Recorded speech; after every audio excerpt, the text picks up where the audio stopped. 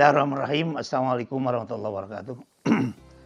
Alhamdulillah min syai'illallah wa syallana sayyidina Muhammad wa rasulullah sallallahu ala sayyidina Muhammad wa ala alihi wa ashabihi ajmain wa ba'd. La ilaha illallah la mawjuda illallah, la ilaha illallah la ma'buda illallah, la ilaha illallah la matluba illallah, la ilaha illallah la maqsuda illallah. Teman-teman, para sahabat yang berbahagia, yang saya banggakan, kembali kita bicara tentang pesantren dan teman-teman.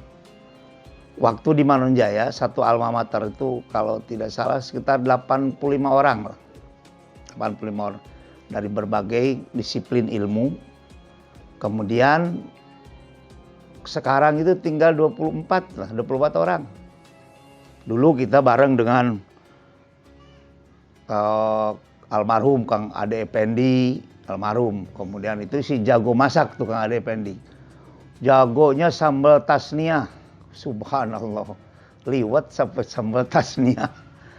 Kang Haji Umar Nawawi, Kang Ahmad itu sekarang sudah pada pulang ke rahmatullah. Mudah-mudahan semuanya husnul khatimah. Yang masih ada diantaranya Kang Aib Bustomi, Kang Cep Maki, Mang Ohe, kemudian Kang Abdul Hamid gantinya Sobrowi. Kang Abdul Hamid, kemudian Mang Sirojudin, Mang Jeje, siapa lagi ya? Banyaklah teman-teman, masih ada sekitar 20 lebih lah, masih yang ada. Kemudian masing-masing ini punya keahlian, seperti Kang Cep Maki. Kang Cep Maki itu di Sukabumi sekarang, putra dari Kiai Mahfud, Babakan Tipar. Beliau itu ahli mutolaah beliau itu. Ya kita bersaing lah. Termasuk Kang Haji Hoer Kang Hoer Ruban Azam, Kang Oni Patoni itu udah pada almarhum semuanya itu.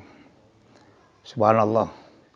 Jadi kita bergaul dengan mereka itu dengan ya latar belakang yang lain-lain.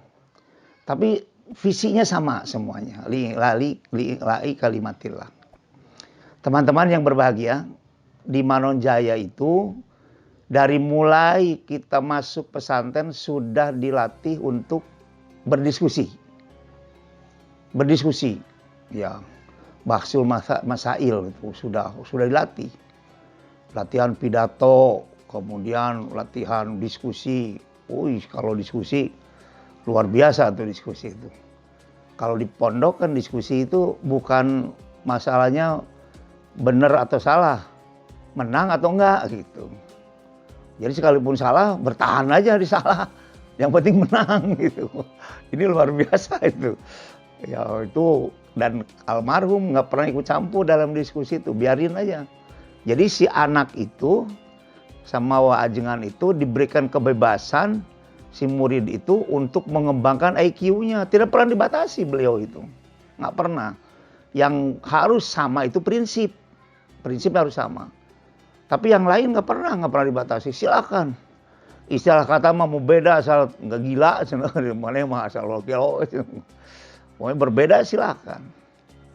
Nah ini karena beliau punya prinsip, ya si anak itu harus maju, si murid itu harus lebih baik, si murid itu harus lebih berkembang otaknya, sesuai dengan Al-Quran. Di Al-Quran, coba lihat di Al-Quran. Di Al-Quran itu sesuatu yang berkembang di masa yang datang, apa itu melalui teknologi, melalui sains, atau melalui sosial, itu nggak pernah dibatasi dalam Al-Quran. Diberikan keleluasan. Contoh seperti ini. Wassama'a banainaha bi'aidin wa inna lamusiun. Dan kami luaskan langit itu, berkembang. Banainaha, kami bangun bi'aidin, dengan kekuatan Allah. Wa inna lamusiun, itu kami meluaskan langit dan bumi seluruh planet. Jadi saudara-saudara, sekarang planet itu berkembang terus. Berkembang setiap hari, berkembang. Meluas. Itu minimal perkembangannya 1 detik itu 0/28 atau 0 pangkat 28 per detik itu. Oleh Allah tidak disebutkan. Berapa kilometer, berapa juta kilometer berkembangnya per detik, nggak disebutkan. Kenapa? Sebab itu pada satu saat teknologi dan cara berpikir itu akan berkembang. Makanya diberi keleluasaan. Makanya saudara-saudara, yang bagus itu adalah kita kalau belajar itu berikan ruang kepada orang lain untuk dia masuk dalam pendapat kita. Jadi jangan menutup ruang. Berikan orang lain itu ada pendapatnya. Di kita itu ada ruang. Jadi kita itu menerima, bukan menutup. Nah, biasanya kan di sini terjadi ego. Terjadi ego. Egonya apa? Sementara pendapat kita harus diterima, pendapat orang lain tidak dikasih ruang. Nah, ini yang terjadi stagnan antara, khususnya antara umat Islam. Nah, contoh lagi. Contoh nih. Ini dalam kitab Sapinah ya, dalam kitab Sapinah. Syurutu ijza'il hajari, syaratnya membersihkan istinja dengan batu, itu ada syaratnya. Syaratnya 1, 2, 3, 4, 5, dan 6. Ini kondisi ini sekarang ada berkembang, kan berkembang. Ada nggak di hotel batu sekarang? Masuk hotel. Ada nggak yang bersih dengan batu? Nah, itu mungkin dulu.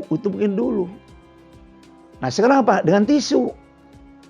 Jadi mungkin kalau sekarang dibiarkan berkembang, karena fikih itu dinamis. Syurutu ijza'il tisu atau korotis itu ya. Kan di hotel-hotel nggak ada batu. Ini saya pernah ngalamin nih. Di satu hotel, kok nggak ada cebok semuanya, akhirnya atau sampai dodongkoan untuk ke tempat yang lain ke resepsionis. Nyari ember, punya ember nggak, cibukan nggak gitu. Mau apa, mau omeh gitu. Karena nggak ada, di sini nggak ada Pak katanya, pakai tisu. Aduh, ini kan baru keluar dari pesantren suruh pakai tisu, kan kayak ngeganjal kita itu, nggak bisa, kayaknya nggak bersih itu. Tapi ya perkembangan zaman, subhanallah, almarhum itu sudah jauh melangkah dari itu. Makanya tidak pernah beliau tuh membatasi, mau berbeda kayak dengan guru, yang penting dalam prinsip sama. Nah, inilah salah satu keunikan di pesantren Miftahul Huda Manonjaya. Kemudian selanjutnya, Waajengan itu almarhum selalu memberikan arahan bahwa kita itu harus mandiri. Dalam sesuatu itu harus mandiri. Arahannya, gimana caranya?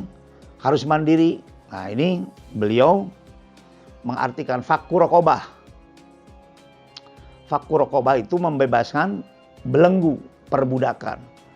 Perbudakan dalam ilmu, perbudakan dalam ekonomi, perbudakan dalam politik, perbudakan dalam segala macam lah itu. Nah, kita itu harus mandiri, harus keluar dari perbudakan itu. Kalau ingin maju. Nah, jadi jangan ada ketergantungan, kemudian jangan ada bagaimana orang lain, sehingga kita itu jauh dari kemandirian. Nah, beliau tuh mengajarkan kemandirian. Makanya coba rata-rata dari Manonjaya itu mandiri. Nggak ada yang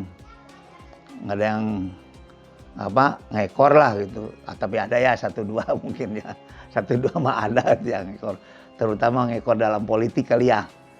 Nah, itu mah iya kali barangkali itu wajar lah kan, itu wajar. Karena perbedaan otak itu kan, perbedaan dalam perbedaan otak itu bisa menjadi berbeda dalam pola pikir dan sudut pandang. Sudut pandang bisa berubah gara-gara ya perbedaan itu. Tapi dibiarkanlah perbedaan. Jangan sampai perbedaan itu ditutup sehingga terjadi stagnan. Nah itulah makanya kenapa sekarang terjadi seperti ini. Kok orang lain tidak diberikan peluang untuk masuk karena nggak mau berbeda. Kalau mau saya sebutkan, ini memang ada ekstrim sekali. Kalau kata orang tua dulu, Kalau milih guru ya harus bagus-bagus lah milih guru.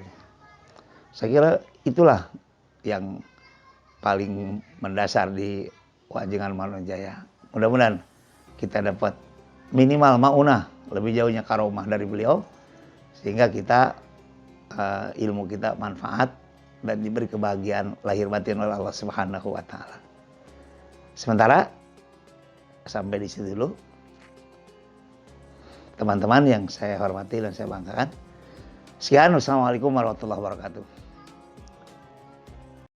Binfa'na bima alamtana Rabbi alimna alladhi yanfa'una Rabbi faqihna wa faqih alana wa qarabati lana fi dinina